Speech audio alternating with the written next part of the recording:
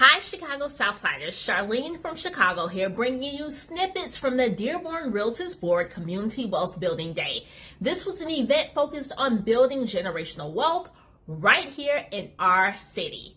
Now, before we dive in, make sure you subscribe to our YouTube channel for more gems on Chicago's South Side as we highlight the people and events shaping our future.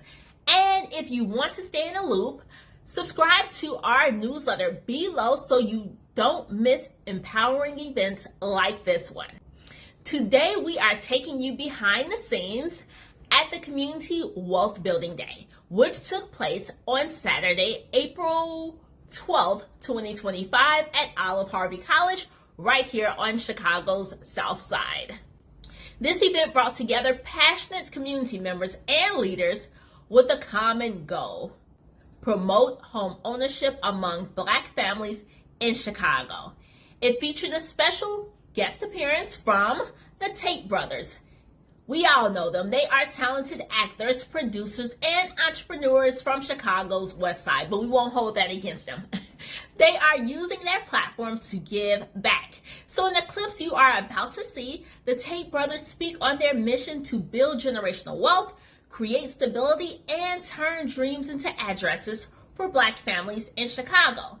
They share how their upbringing in the city shaped their understanding of the critical role home ownership plays in strengthening Black and Brown communities. As many of you know, a lot of Black families migrated to Chicago, so it has such a significant history when it comes to home ownership. The Dearborn Realtist Board, a chapter of the National Association of Real Estate Brokers, has been educating, empowering, and elevating the community since 1941. So this event is one of their many efforts to promote their core mission of democracy and housing. So check out these moments from the Dearborn Realtist Board Community Wealth Building Day, and don't forget to subscribe to our YouTube channel and sign up for our newsletter below so that you don't miss events like this one. We've got more stories, resources, opportunities, and events coming your way. We have to start creating a stronger workforce. Right. Remember when we talked about Bronzeville, how we had our own department store, amenities, our own everything. Well, we were spending our dollars together. Right. We had our own insurance companies, and we had our own, laundromats and, cleaners and everything. Now, where do you take your cleaners to? Outside the community. Now, where do you grocery shop at? Outside the community. Yeah. So we have to, these vacant lots can be utilized for us getting back to where we need to be. And when we find ourselves creating, jobs and creating a community that is thriving, what happens? We're safer, crime goes down, people feel like they can go out in the community and see the beautiful city that we have had a whole hand in building and walk around with some more dignity. We were talking to a friend from New York, and he says, man, Chicago, man, back in the days, it used to be the city, and this is a guy from New York, that we took all the social cues from. In New York, we all look up to New York like, now Chicago had that thing. And it's like, in his mind, it's kind of missing. Right. Chicago is too separate in terms of the Black community. How do we get it? How do y'all get it back together?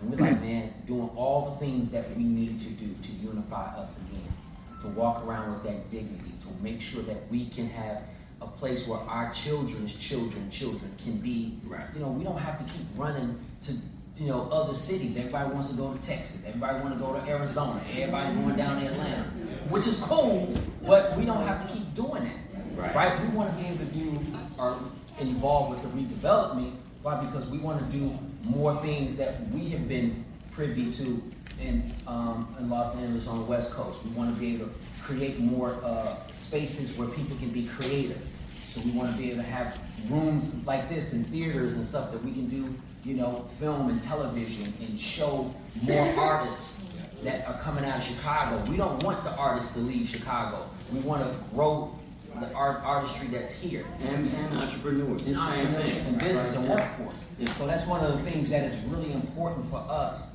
as we are in Chicago. Like, Janelle said, and like it's not just a one and done. We really have been here. 10 toes down. Yeah. 30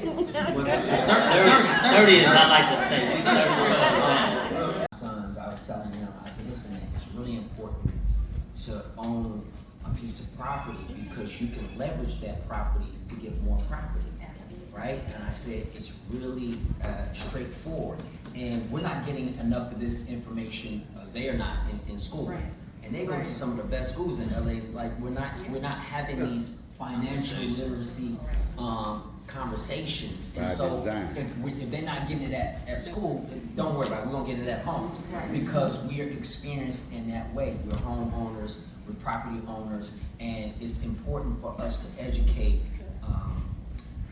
our children and our family and those who are in our circles about how they can leverage. It's monopoly. Yeah. It's the monopoly game. Like we took for granted with Monopoly, the actual board game really meant that lesson, and what he's speaking to is just that. It's like you pass go, you get $200. You're gonna buy Baltic and everything else. Everybody, I want the board, I want the big one, Park Avenue. But it's those little ones. Put enough red homes on there, the hotels on there, the big ones. My Monopoly game is pretty cold blooded. Yeah, so anybody want to play the dice? That's what he's saying. That's what he's saying. Hotels and everything. Yeah. But it really is important because that's how, let's just use, for example, this group over here is a family, and one person has the credit, good credit, and able to get a piece of property. You then get that piece of property, take the equity out of that property, and get another piece of property. Yeah. That then pays for the one that you have. You keep sort of doing the same thing as sort of some of the principles of monopoly. One of those properties, you got 2 or 3 properties now within this portfolio. You want to be able to open up a business, a for-profit business. And once you have a commercial business going on from there, you open up another one. It's literally what we're seeing in our own communities. We're just not doing enough of it. But now we are. So, it's important for us, whatever Black-owned businesses, we try to make sure that we put our money, spending it in the community. It doesn't matter if it's a restaurant. It doesn't matter if it's products, all the things. It doesn't matter if it's clothes. We do what we can to recognize and identify who is Black-owned, who is operating. We have to have these goods. And the reason why I keep pointing out businesses is because we're super consumers, but we're not super producers. $1 trillion in consumers.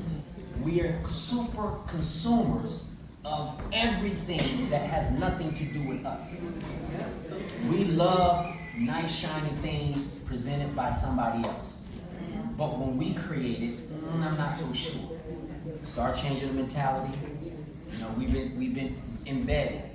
You can't trust no Black man. Don't trust that Black. We didn't start that. We've been engineered to think, not to trust that. I can't trust no, because they just don't. Start trusting again. We have to restore the trust. It's healing. Oh wow! And from there, we can continue to grow. Absolutely.